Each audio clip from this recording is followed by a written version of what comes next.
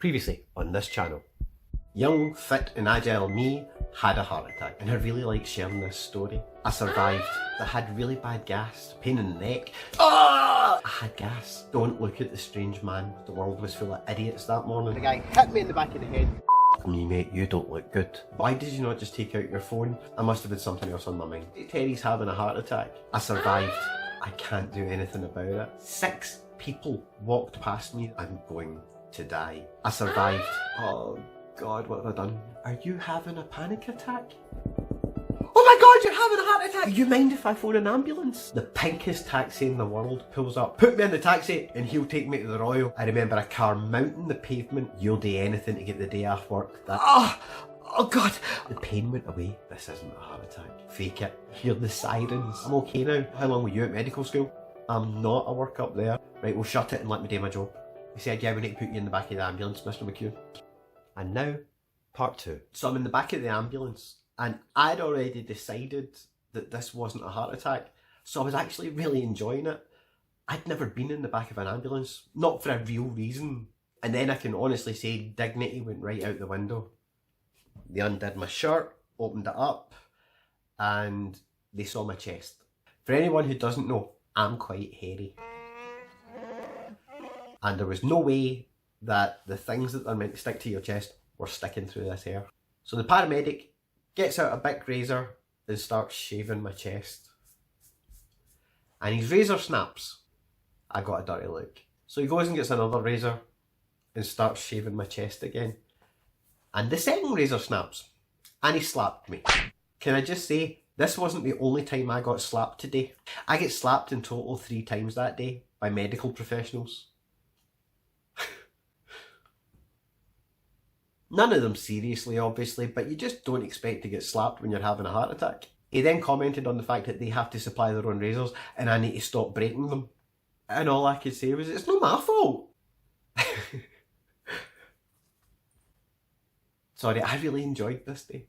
While he's doing that, the other paramedics strapped me up to stuff, putting an oxygen mask on me and making me take up an aspirin, I think it was.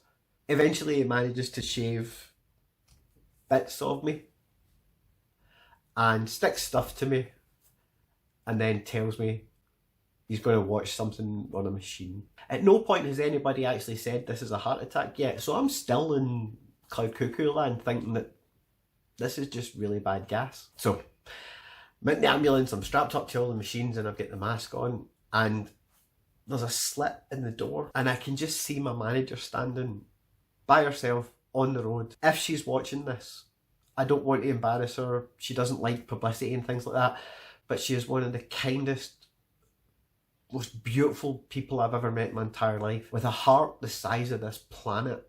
And I know for a fact she would have stood there all day waiting for words on my condition. So I asked the paramedics, could she come in? And they opened the doors and I was like, come in, come in. And it's only at this point the paramedics start talking in terms like whatever the proper terminology for heart attack is, but they've said it. I'm hooked up to machines that are beating like crazy and all this kind of stuff. And the paramedic turns around to me and says, Mr. McEwen, your heart's racing really, really fast just now. Any chance you could try and calm down a bit? Many years ago when I was at school, my dad taught me a relaxation technique that really, really helped during my exams and things like that. And by this point, I'm an expert at it. I can go from fully awake to sleeping in minutes because of this technique. And it basically just involves touching each of your fingers and associating it with a body part and telling it to calm down. So you start with your head, then your main bit here, then your arms, then your legs, then your feet. So I'm sitting and I'm working my way through them and I'm gradually calming down. Then there's a bit of confusion behind me and a bit of people hitting machines and stuff. And then the paramedic comes back round, looks at me and slaps me again. And I'm like, what the hell? And he went, what did you just do? And I was like, I don't know what you mean. And he held up 2 bits of paper and just the squiggly lines on it. That's the ECG of a 40-year-old man having a heart attack. That's a 6-month-old baby sleeping. How the hell did you do that? You told me to calm down. Not that much. So I stopped. They then did some tests and all this kind of stuff. And it was round about then that they kind of point blank told me, Mr. McEwen, it's a heart attack, but you're okay. We'll get you to hospital, we'll get you sorted and everything will be fine. At that point, my mind went in a completely different direction, and I reached out to her and I was like, could you do me a massive favour, please? She obviously thought I was going to say, can you contact my parents, let Laura know I'm okay, something along those lines. Gonna take a picture. And everybody in the ambulance just stopped doing what they were doing. And the female paramedic turned around to the male and said, did he just ask? Uh-huh. And he comes round and goes, 20 odd year or however long as a paramedic, and you're the first person ever to ask for a selfie in my ambulance. And all I could say was, how many times did you get to do this?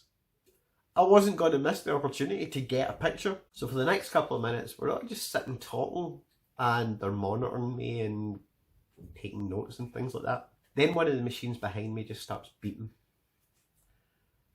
And one of the paramedics swears under their breath.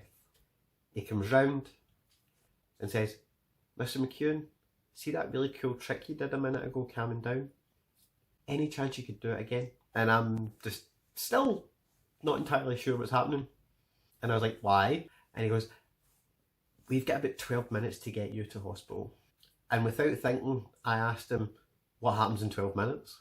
He looked me square in the eyes and said, we won't have to take you to hospital. I have never been so calm in my entire life.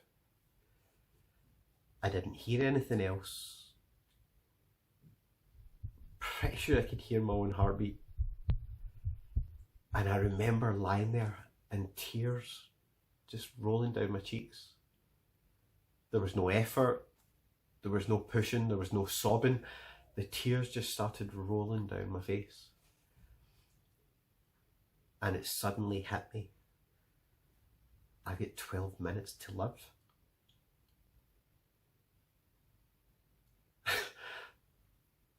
That wasn't easy. Next 12 minutes, as you can imagine, were quite anxious. I got the full treatment, flashing blue lights, careering down the motorway. And at one point, I'm pretty sure we were up on the grass verge between the two sides of the road. And when it mounted it, the whole ambulance bounced. I heard, sorry, coming from the front. And my manager and I just looked at each other, and there was this mutual understanding of he wouldn't be doing that or going that fast if this wasn't serious. This was the most afraid I was in the whole day. So one very exciting ambulance ride later, we arrive at the Jubilee. They decided to skip the Royal. You're meant to go to the Royal first, be assessed, and then taken to the Jubilee. But because of the impending doom, I was taken straight to the hospital for surgery. And when we got there, it became ER, Chicago Hope, or any other hospital drama you've ever watched. The ambulance doors opened, I was wheeled out, wheeled into the hospital, through these double doors where 6 people start fiddling with bits of me. All these technical terms are getting flung about, the paramedics are telling about my condition. I genuinely don't feel any pain or anything at this point. Quite anxious and wondering how many of the 12 minutes I've got left, but I was totally caught up in how exciting it was, and I get wheeled straight into theatre. And it was one of the most amazing rooms I've ever been in. There's this bank of monitors. It's like a 3x3 square of these black monitors. The ambulance bed that I'm on is put beside the theatre bed. And then I hear, on 3, 1, 2, 3, they lift me up and drop me on the bed. And in that tiny wee second that I'm in midair, I go from fully dressed to naked. And I can't help but be impressed at what has just happened. Then somebody just lifts a sheet and flicks it and puts it over me. And I watch it do one of those and land. But the bit covering my lower region has flapped over. I don't know if you've ever seen a hospital theatre bed, or the one I was on anyway. It was shaped like a cross, and they had me put my arms like that. So I'm lying there in a room with 12 or so strangers, I'm all exposed. And all I could think to say is, any chance a guy can get a bit of dignity? Somebody notices and covers me back up. Then this thing comes down from the ceiling. It's just a huge big square thing. And it's going doing all these fancy moves over my body. And all of a sudden the 9 monitors that are at this side start to flicker and come to life. And all of a sudden I can see the outline of my body. So I'm lying there. This machine is doing all its stuff. And I can see stuff. And I'm testing it. I'm watching, if I move, something on that moves. And I suddenly realise that's me. Then it gets funky. And you can see bits of my inside. You can see my ribs and stuff like that. And I'm fascinated by this. Then the gubbins in front of me moves to this angle. And I can't see the monitors anymore. So I'm stretching my head, trying to see round. And for the third and final time I get slapped. It just feels... And I turn round. And there's a guy sitting there doing something very technical to this wrist. And he looks at me and says, "Mr. McEwen, we're trying to save your life. We'd appreciate it if you tried to take it a bit more seriously." And I giggled. I was like, "But that's my insides." "Yes, it's very impressive, but we are trying to save your life. Can you lie still, please?" I then lay there for about, I don't know how long. I don't actually remember the next couple of minutes. But whatever he did, he did. And then everybody calmed down. And somebody just, in passing, mentioned, "That's you done, Mr. McEwen. Such and such will be up to your bedside and explain the procedure to you at some point later. But we just want to get you into recovery now."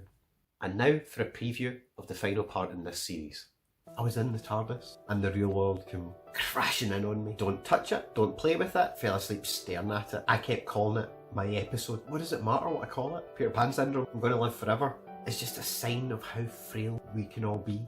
How did I feel about nearly dying? Burst out crying like I've never cried before. I couldn't have been any more stereotypical if I'd tried. I said goodbye to Laura, Layla, my mum and my dad. That feeling will never leave me. Guys, if there is someone in your life that you haven't spoken to in a while, phone them. Even on the worst day, I still believe that it's a beautiful planet. You have to let people know that they're important to you. Be spectacular. You only get one shot at this. Trust me,